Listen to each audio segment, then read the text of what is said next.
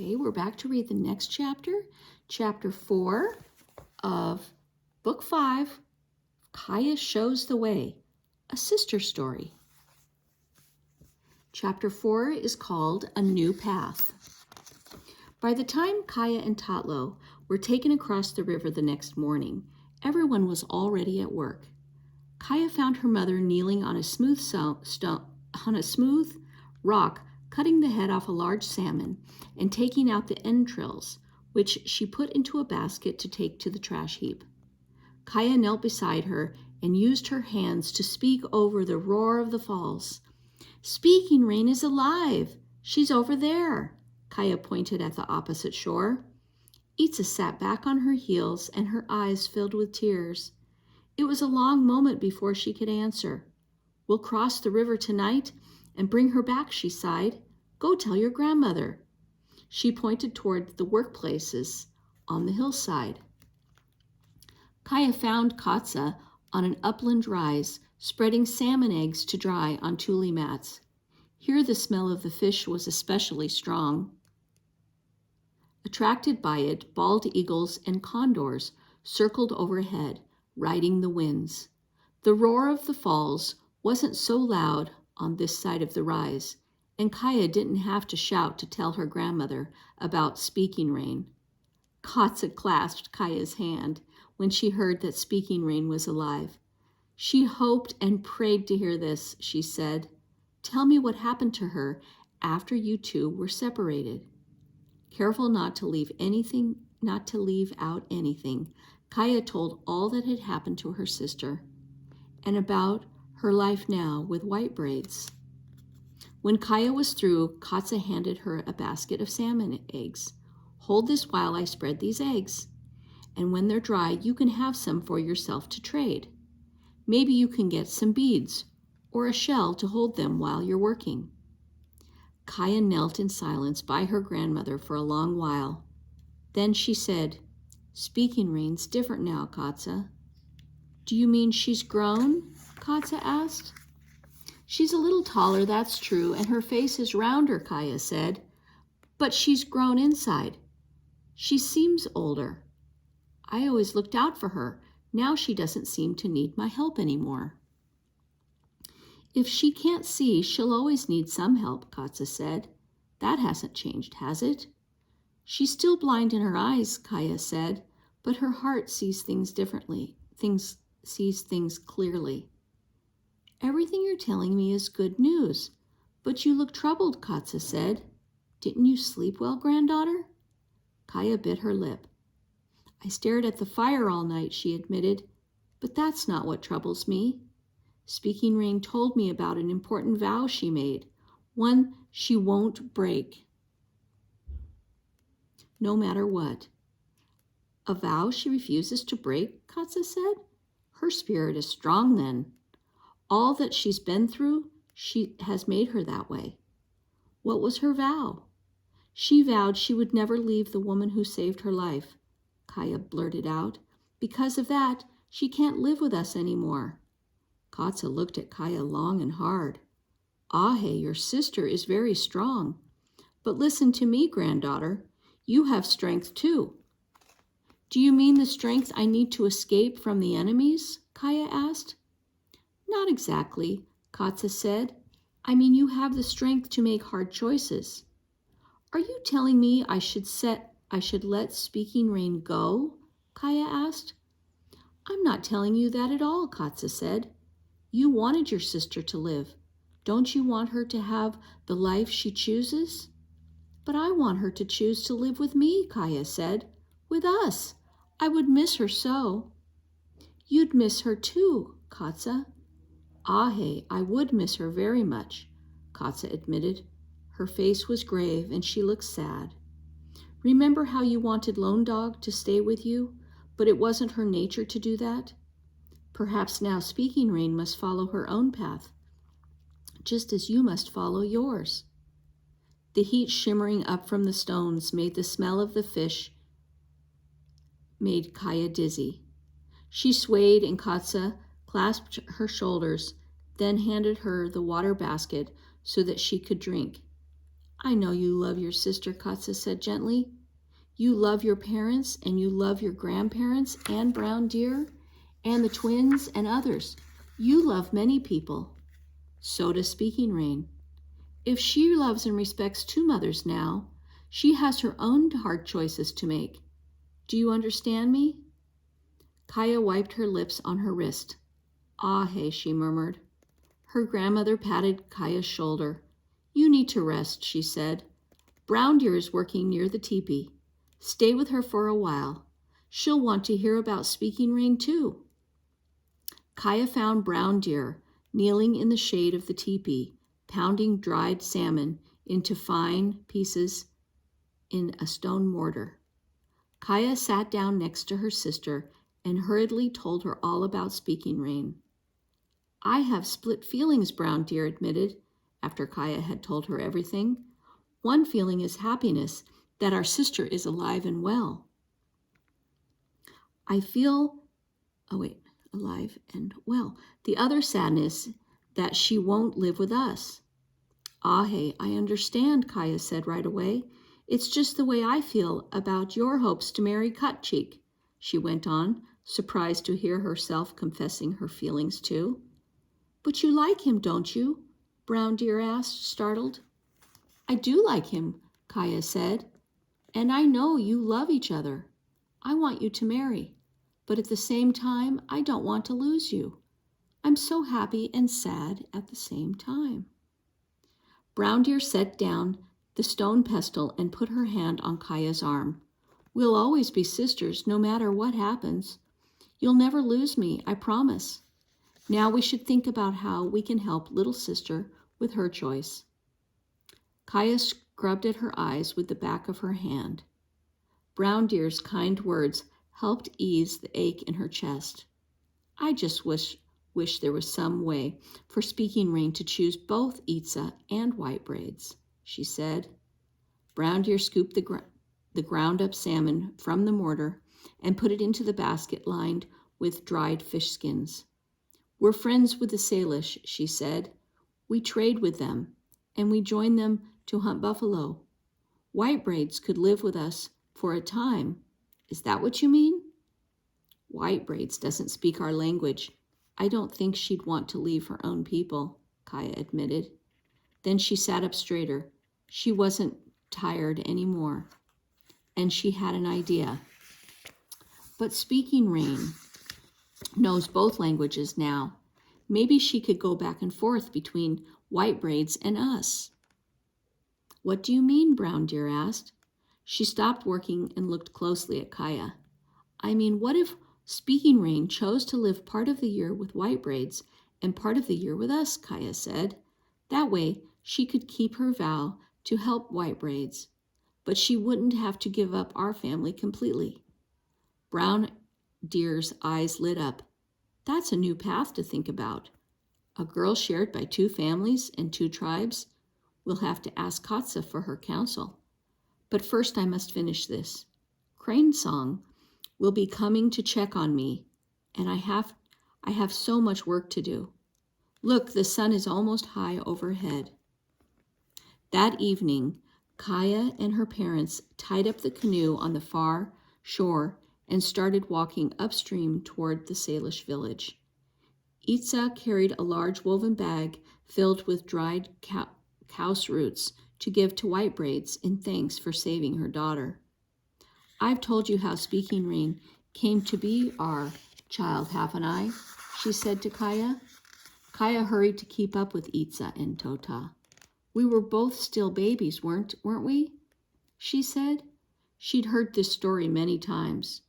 You'd learned to walk, Itza said, and Speaking Rain had just taken her first steps when her mother grew sick and died. Her mother was my dear, dear cousin. We'd grown up together, and when we both gave birth to daughters, we became closer still. When Speaking Rain lost her mother and her father was gored to death on a buffalo hunt, Tota and I took her to raise. But at first Speaking Rain didn't like you, Kaya added. When you went to pick her up, she tried to squirm out of your arms. She couldn't see me, but she knew from my touch that I wasn't her mother, and so she fought me, Itza said. When she hit me with her little fists, I thought, Tots, she's a strong one. She'll be an independent girl. And you loved her anyway, Kaya said. I loved her more for that strong will of hers, Itza corrected her. Now Katsa told us that Speaking Rain's made a vow she won't break, Tota said. That's her strength showing itself. But she can't leave us, Kaya insisted. Maybe she can live with White Braids and with us too. Do you think she'd do that? We've talked that over with Katsa, Itza said with a frown. But live with two families? That troubles me. We'll hear what Speaking Rain has to say, Tota said firmly. As they approached the Salish teepees, Kaya saw Speaking Rain standing near the path. Her head was tilted as if she could hear their footsteps approaching, and she was smiling. Kaya's heart lifted all over again to see her sister looking so healthy and well. We're here, Kaya called out. Itza hurried to her daughter and hugged her tightly.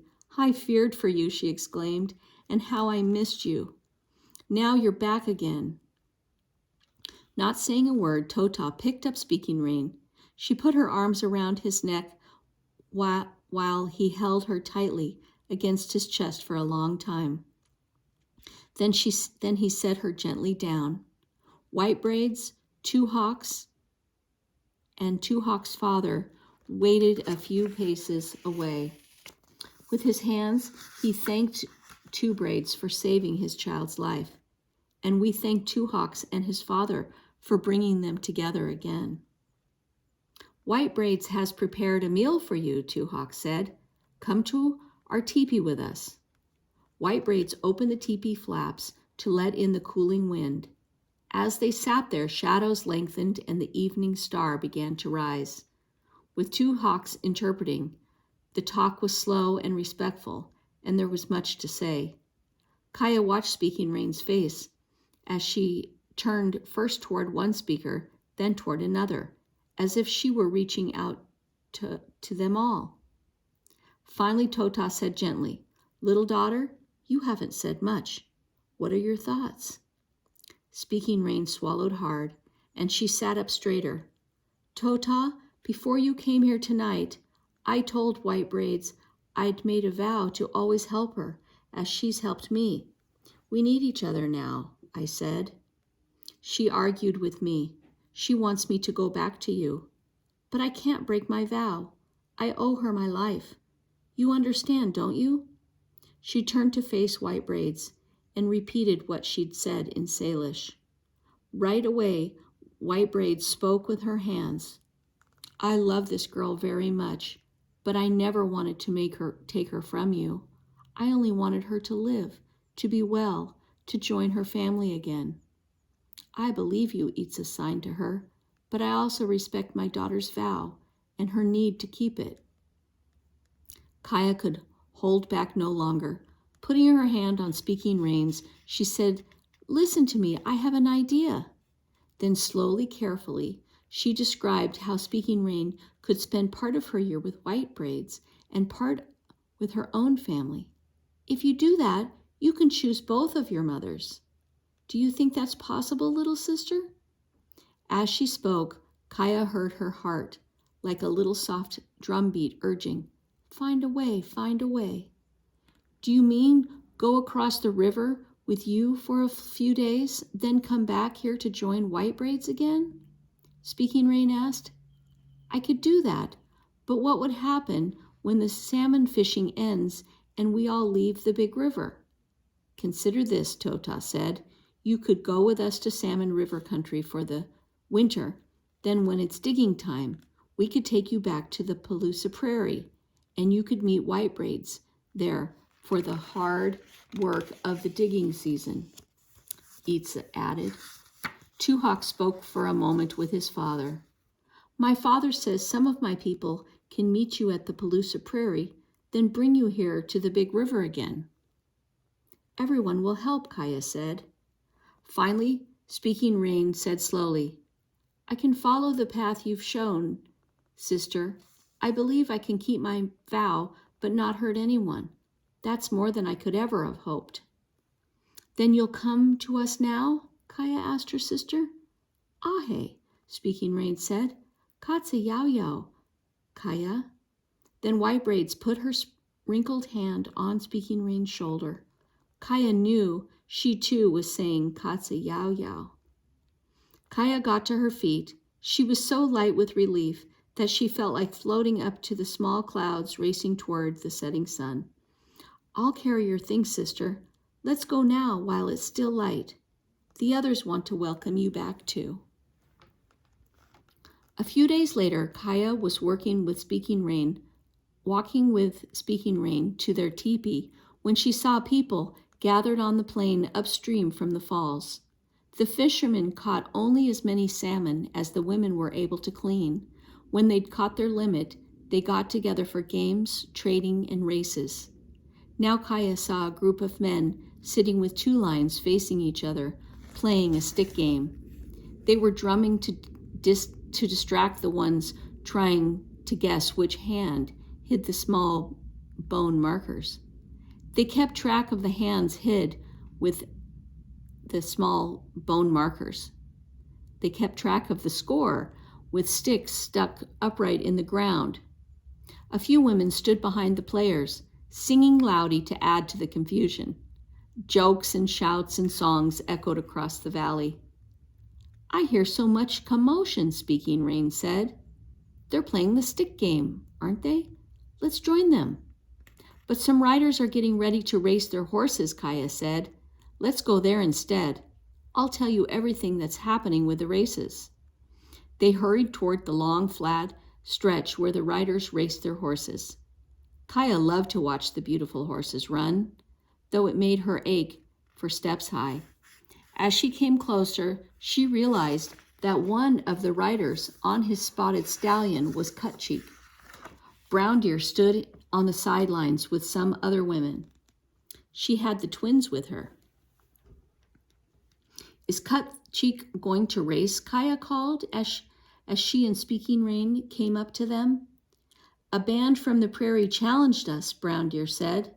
Her eyes flashed with excitement. "They bet us that their best horse and rider could beat our best horse and rider.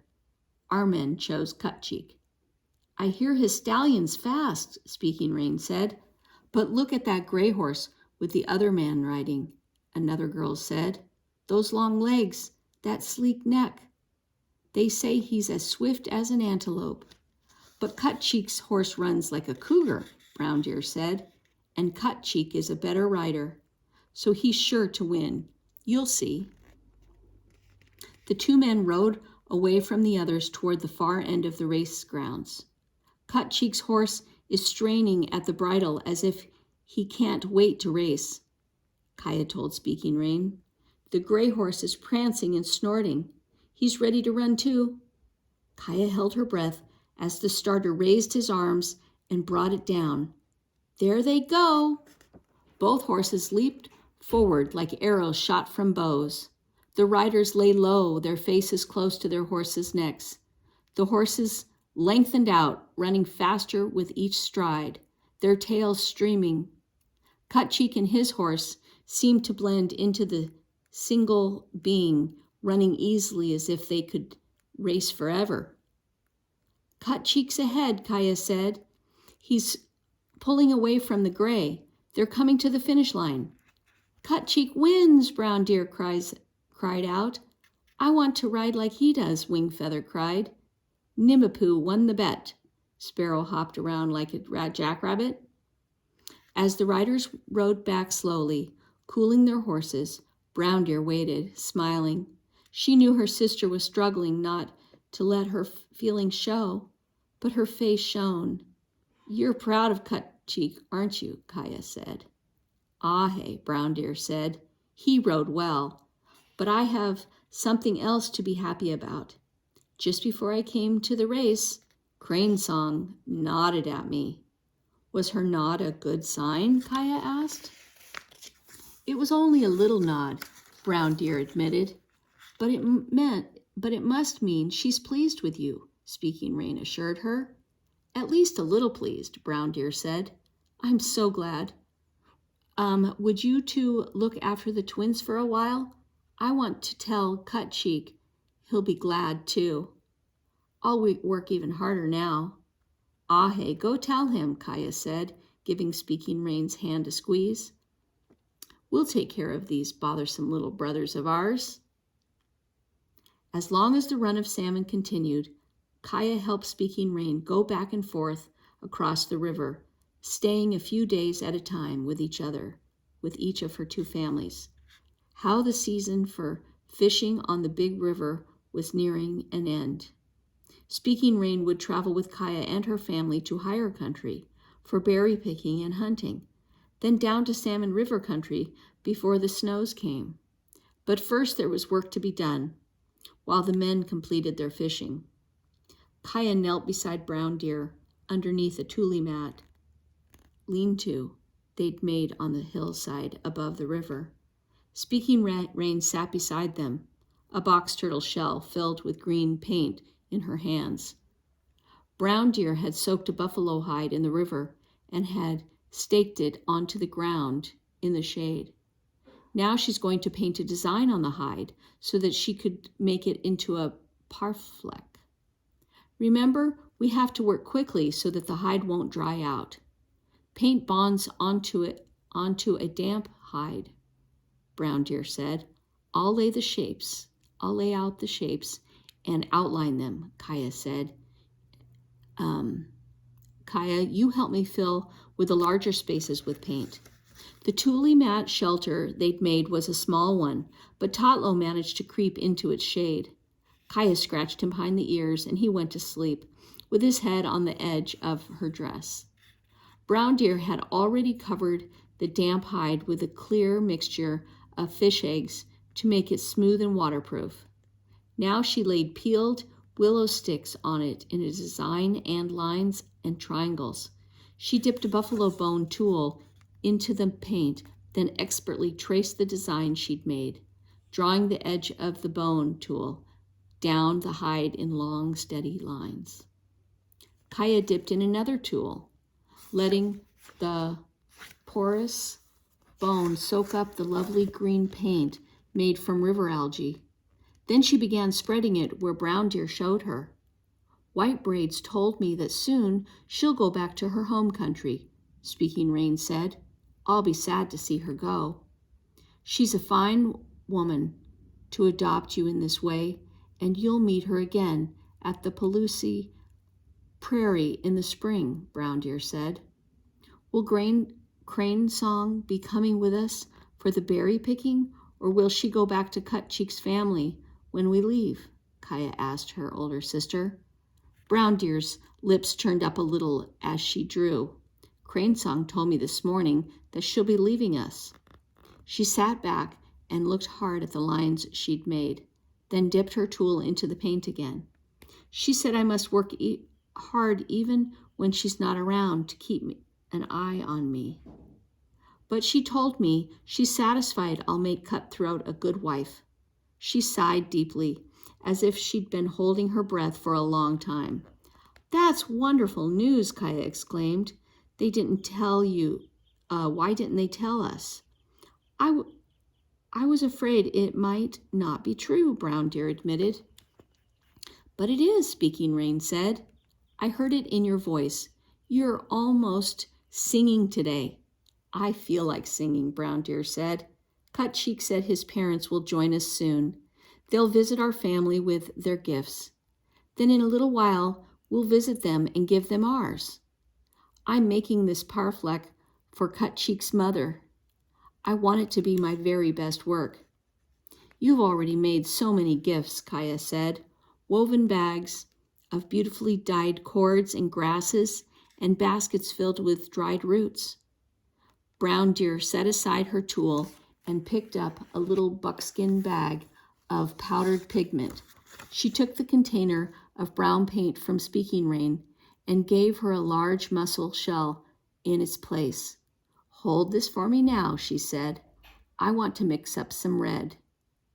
Speaking Rain held the mussel shell bowl steady in her cupped hands.